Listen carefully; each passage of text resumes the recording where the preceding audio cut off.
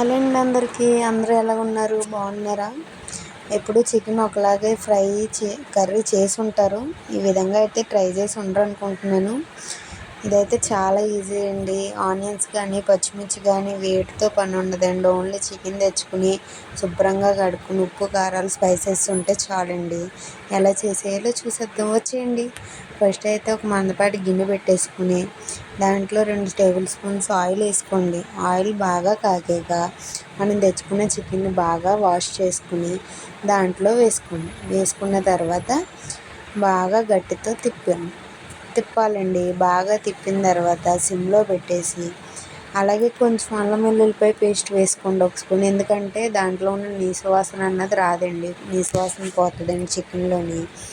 అందుకని ఒక స్పూన్ అల్లం వెల్లుల్లిపాయ పేస్ట్ వేసుకుని మళ్ళీ బాగా కలుపుకొని ఈసారి మూత పెట్టేసి ఒక 5 మినిట్స్ అలాగ లో ఫ్లేమ్లో వదిలేయండి.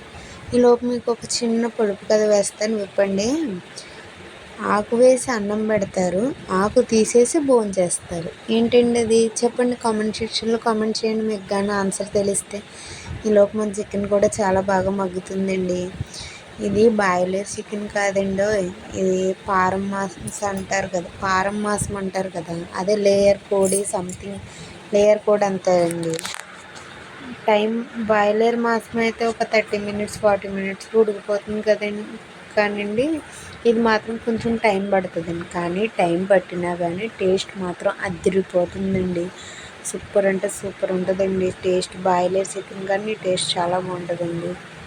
నాటుకోడి ఫ్లేవర్ కూడా ఉంటుందండి దీంట్లో. ఇప్పుడు బాగా మగ్గిన తర్వాత ముక్క ఉడికిందో లేదో చెక్ చేసుకోండి.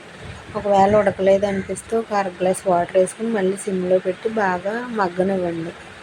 హై ఫ్లేమ్లో అస్సలు పెట్టద్దండి ఫ్రై. ఎందుకంటే హై ఫ్లేమ్లో పెడితే బాగా అడుగంటిపోతుంది. అడుగున అంటుకుందంటే బాగోదండి. సిమ్లో పెట్టుకుని కుక్ చేసుకోవాలండి. ఇప్పుడు దీంట్లో చికెన్లో ఉన్న వాటర్ అంతా ఇంకిపోయింది చూడండి. బాగా ఇంకిపోయిన తర్వాత ఆ వాటర్ అంతా పోతేనే చికెన్లో ఉన్న నీసు వాసన అన్నది పోతుందండి. వాటర్ ఉండగా మనం ఏది వేసినా సరే టేస్ట్ బాగోదండి.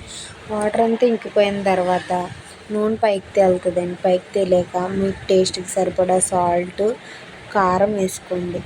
దాంట్లోనే ఇందాక ఒక స్పూన్ అల్లం వెల్లుల్లిపాయ పేస్ట్ వేసాం కదండి, ఇప్పుడు ఒక స్పూన్ వేసి బాగా కలుపుకోండి. ముక్కలన్నిటికి ఉప్పు కారం మసాలా పట్టేలాగా కలుపుకోండి. కలుపుకున్న తర్వాత సిమ్లోనే ఉంచండి. హైలో పెట్టొద్దండి. హైలో పెడితే మాడిపోతుంది. సిమ్లోనే పెట్టి కర్రీ మొత్తం సిమ్లోనే పెట్టి సిమ్ లేదా మీడియం ఫ్లేమ్లో పెట్టుకోండి. తర్వాత అయితే కొంచెం చికెన్ మసాలా వేసేయండి. చికెన్ మసాలా వేసేసి మీకు గ్రేవీగా కావాలనుకుంటే ఇంకొంచెం ఆయిల్ యాడ్ చేసుకోండి. అది మీ ఆప్షనల్. మీకు కావాలంటే వేసుకోవచ్చు, లేదంటే లేదు. దాన్ని బాగా మిక్స్ చేసేయాలండి. నేనైతే కొంచెం గ్రేవీగానే చేసుకుంటానండి. ఎందుకంటే రైస్లో నంచుకోవడానికి బాగుంటుందని కలుపుకోవడానికి. ఒక 5 మినిట్స్ లో ఫ్లేమ్లో ఉంచితే చికెన్